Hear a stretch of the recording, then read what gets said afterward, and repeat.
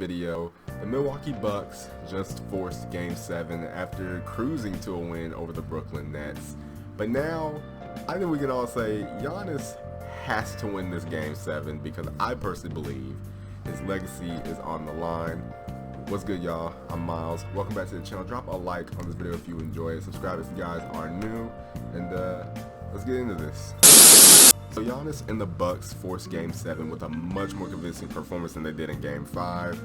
And we all know what happened in Game 5. They blew a 17-point lead, I believe, and they ended up losing, which is bad. KD absolutely cooked them with an all-time performance. But we know Game 7, I believe Giannis is going to have to wake up. And I'm not saying he's playing bad. I mean, he put up 30 and 17. He put up his usual huge numbers. But it's more so how the game ends up playing out for Giannis and the Bucks, more so than his numbers. Giannis here.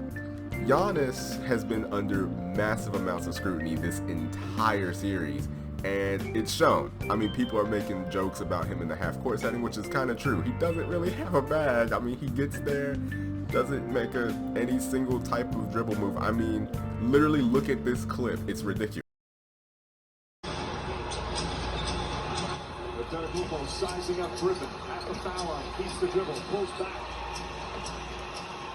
4 to shoot, drives to the rim, layup. Giannis has to win. He has to win this Game 7 because if he loses to the Brooklyn Nets, a team that it has an injured Kyrie, Harden is not at 100%, and their only player that is at 100% that's at star level is KD, and Blake may give you 15, but KD is going to come out.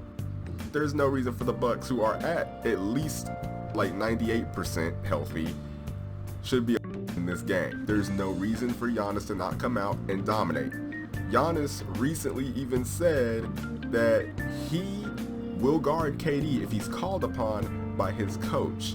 See, now there's a problem. He also said if in that statement because apparently he doesn't want to take the challenge, it seems like, to actually just call KD out and be like, I'm going to guard you, which as a former defensive player of the year, you would think that's something he probably should and need to do.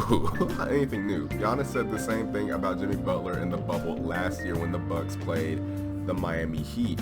And for a defensive player of the year, you really want to see your best defender, by that standard at least, guard the other team's best player. And for a player like Giannis, at his size, strength, his build, he should be able to guard the 1 through 5 positions. He shouldn't have any trouble guarding a point guard and a center at that, and especially someone like KD.